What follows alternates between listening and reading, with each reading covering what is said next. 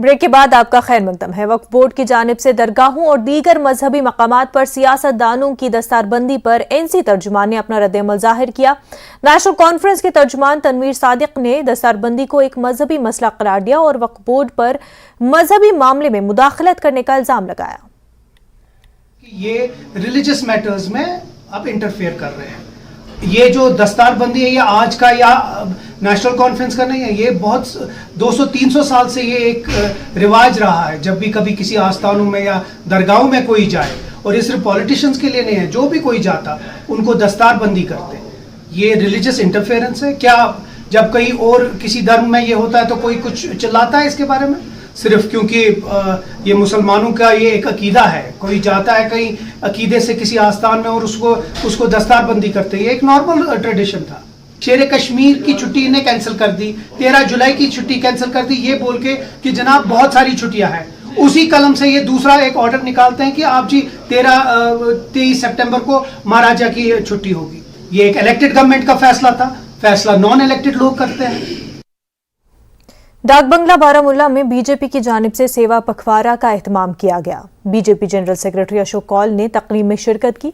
उन्होंने कहा कि मल्टीप्लेक्स सिनेमा घर खुलने से नौजवानों को मुल्क की दीगर रियासतों की तरह तफरीह के मौके मिलेंगे।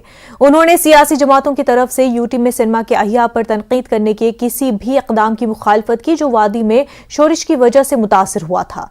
इस मौके पर पार्टी के कई सीनियर रहनुमा भी मौजूद थे। कौल ने मजहबी रहनुमाओं की गिरफ्तारी पर रद्द-ए-अमल जाहिर करते हुए कहा कि जो भी अमन व अमान में खलल डालने में मुलव्विस पाया जाएगा उसके खिलाफ सख्त कार्रवाई की जाएगी। सेवा पखवाड़ा में मुख्तलिफ कश्मीरी लोक और सकाफती तकरीबात में कश्मीरी दस्तकारी और सकाफत के मुख्तलिफ विरसे पर नुमाइश भी की गई।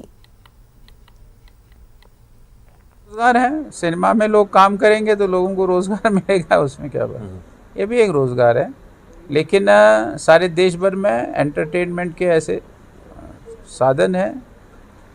ये जो ड्रामाज हैं, सिनेमा है, ये चारों तरफ होते हैं। जम्मू कश्मीर में भी होते थे, पिछले 30 सालों से नहीं होते हैं, फिर से शुरू हो गए। ये एक बहुत अच्छी बात है, जिन्होंने इनको शुरू किया है हम उनको बधाई देते हैं।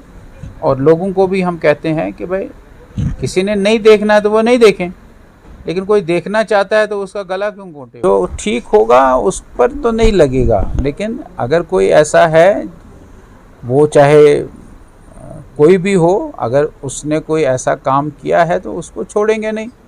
लेकिन अगर कोई बेगुनाह है, किसी ने कुछ किया नहीं है, उसको खामखा में बेगुनाह सरकार जो है वो पकड़ेगी भी नहीं। अगर कोई ऐसा किया है तो उसके सारी कार्रवाई करके उसको छोड़ दिया जा सकता है। इवेंट एक लगा है मोदी जी के बचपन से लेके अभी तक उन्होंने देश के लिए क्या किया और गरीब लोगों के लिए क्या किया, जितनी भी स्कीमें की या उनका जितना भी अभी तक का सफ़र रहा वो कैसा है, वो यहाँ पे आज लगा। आपने देखा पूरे वो चस्पान है उनके काम जो हुए हैं, तो इसके आगे भी ये काम चलता रहेगा।